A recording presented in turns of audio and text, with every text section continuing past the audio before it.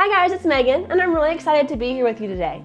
Today we're going to start our second lesson for October that comes to us from 1 Samuel 17, 1 through 50. And we're going to talk today about how true heroes rely on God for strength. And today we're actually just going to jump right into our story. Are you ready? It's another one that you all probably know really well. David and Goliath. You guessed it, good job. A little backstory for you guys before we start our story for today.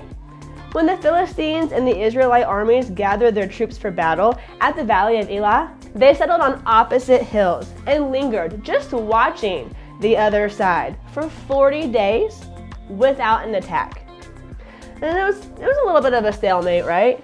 But if either of the armies had just rushed down the hill to attack into the valley, they would have likely suffered great losses, right? So they just waited for the other side. But back in these days, war champions, such as Goliath, were designated to fight to represent their armies, right? And the outcome of the whole battle was supposed to rest on that one battle, that one fight. But even with all that great strength and power that Goliath and those like Goliath had, armies still believed that the results were controlled more by the warrior's gods than the fighter's strength. Now, King Saul appeared to not be quite confident enough in God to face Goliath, but fortunately, as we know, David was. As you guys know, David's willingness to fight Goliath was incredible, but it was for multiple different reasons. One, he was just a shepherd boy, probably only about 16 years old, definitely not a skilled fighter. Number two, when he volunteered to enter the battle with Goliath, it came with the mocking of his older brother, who was not brave enough to fight Goliath himself, but did accuse David of only chasing after fame and glory. And number three, while Goliath was outfitted in armor and had swords, a spear, and a javelin, David opted out of wearing King Saul's armor and using his weapons. It was just too big for David.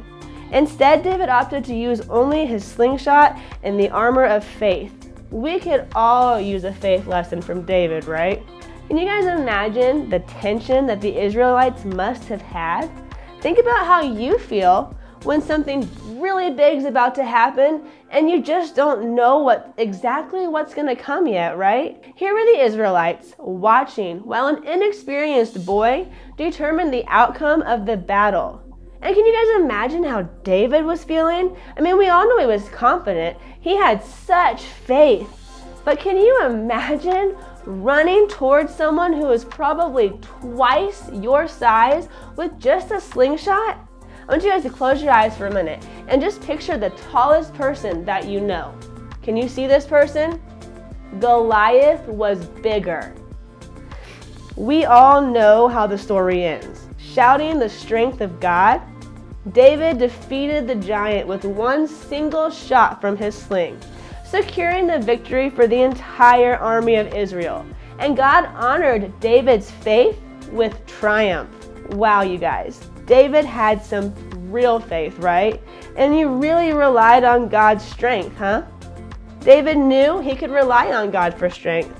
God had given David strength before, and David knew that he would do it again. Have you guys ever had to rely on God for strength?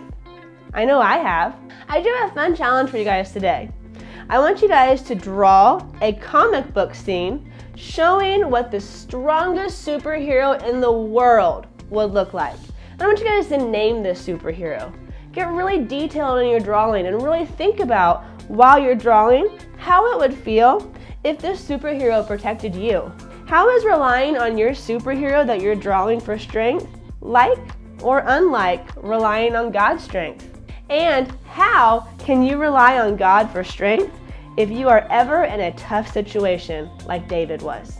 That's all for our lesson about David and Goliath today. But I want you guys to remember that we do have a memory verse for October that comes to us from Joshua 1:9, and it says, "Be strong and courageous, for the Lord your God is with you wherever you go." One more time, are you ready? Be strong and courageous, for the Lord your God is with you wherever you go. Joshua 1:9. Have a great rest of your week, and I will see you guys soon. Bye.